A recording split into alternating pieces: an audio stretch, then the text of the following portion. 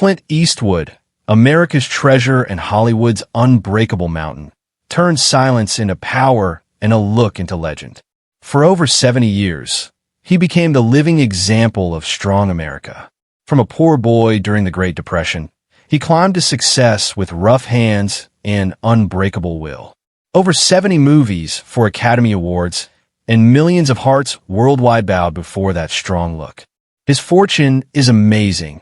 Over $400 million with fancy properties across America. From Mission Ranch in Carmel, which he fixed from ruins, to Tahoma Golf Club worth millions in California's hills, plus huge ranches and luxury homes in Bel Air, Sun Valley, and Idaho. Each shows power and freedom nobody can match. But behind that success lies a huge price. He's father to 8 children by 6 women, a family across generations.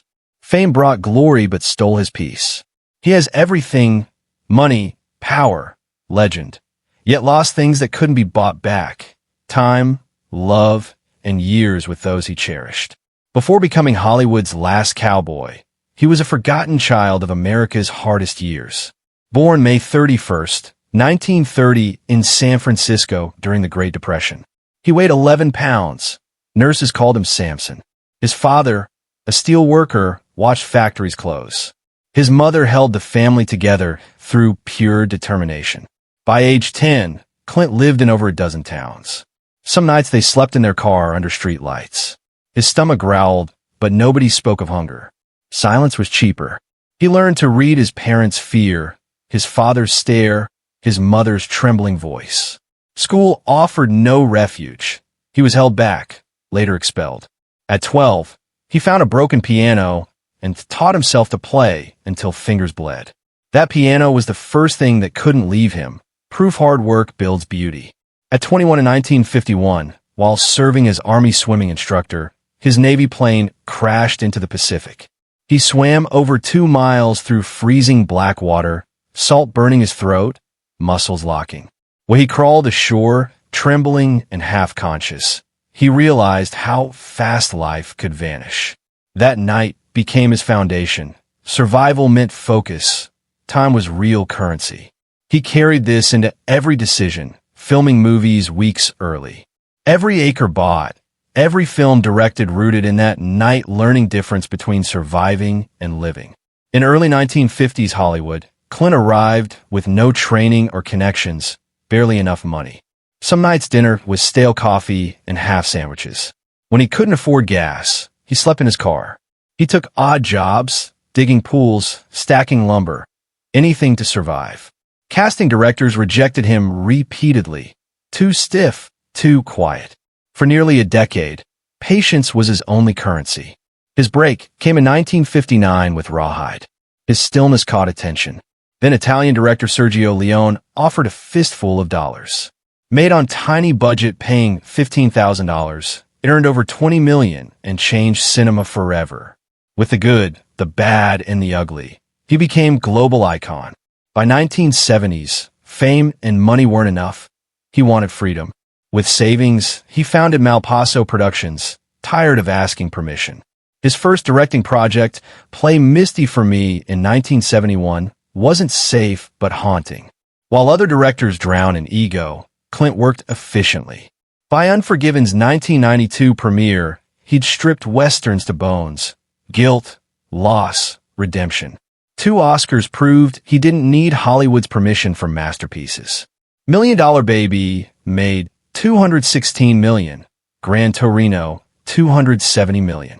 He poured earnings into permanence.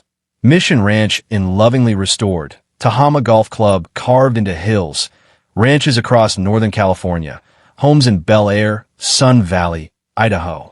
His net worth soared beyond $400 million, measured not in money but mastery. In 1953, at 23, Clint met Maggie Johnson on Blind Date. She saw not the struggling actor, but the man he could become. Their first apartment had secondhand furniture. She believed when Hollywood didn't, ironing shirts before auditions, packing lunches. When Rawhide brought fame, success came wrapped in silence. Nights on set became weeks away. Maggie stayed loyal, raising Kyle and Allison in a home growing quieter yearly. Rumors followed Clint. Names floated: Kimber, Scott, Catherine, Francesca, Morgan, Lori. Each a life tied to his, but growing elsewhere. Maggie faced truth quietly with grace that hurt to witness, keeping photos of all children, even those not hers. By late 70s, love wore thin. Their three-decade marriage ended in 1984, $25 million settlement. She kept the house, Clint kept the road. She never spoke badly of him, not once. For Clint, her silence was deafening. His later films echoed what life took: lonely men, flawed fathers carrying guilt. He'd built empire worth over $400 million, but couldn't rebuild lost trust.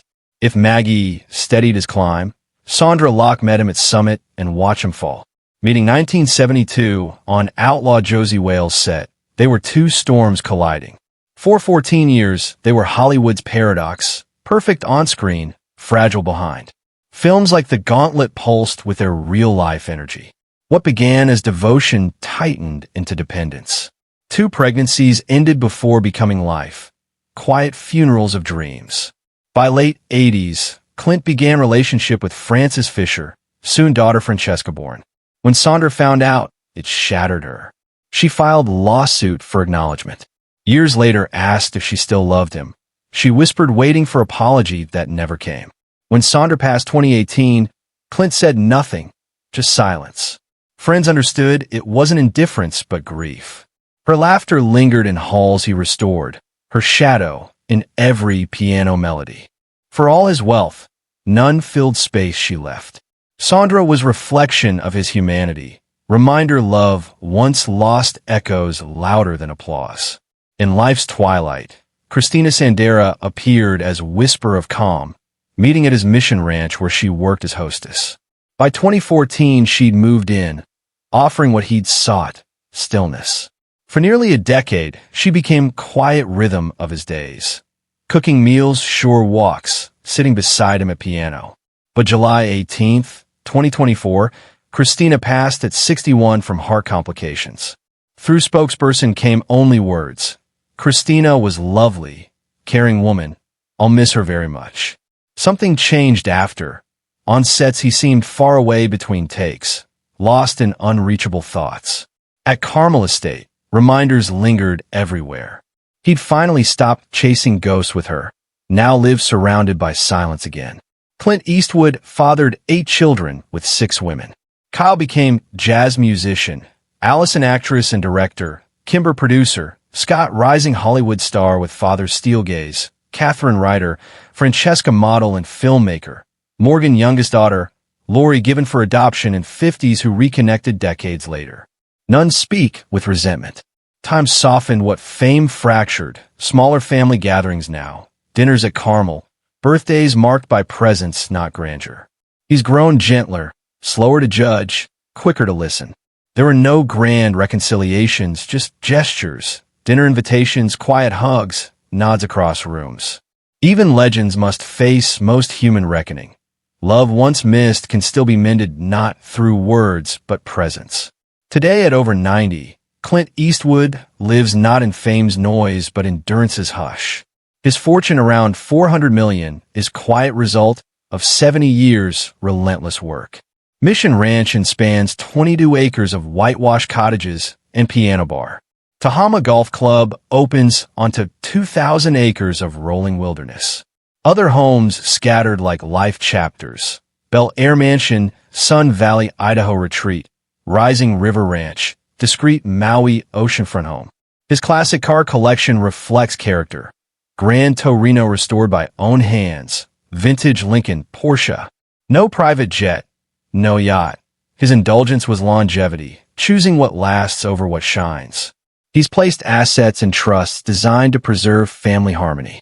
Truest legacy isn't what he built, but what endures. Neighbors describe him quiet, gracious, walking at dawn alone. Those visiting say he still watches Pacific sunsets in silence, measuring what remains: time, memory, gratitude. After lifetime defining strength for others, his truest strength may be accepting fragility. Beneath legend remains same boy who once whispered in cold car back seat, that he'd never be forgotten. He built empire not of gold, but endurance.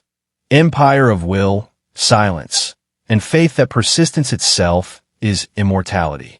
His story isn't just cinema or fortune, but price of greatness, weight of time, and grace of still being here.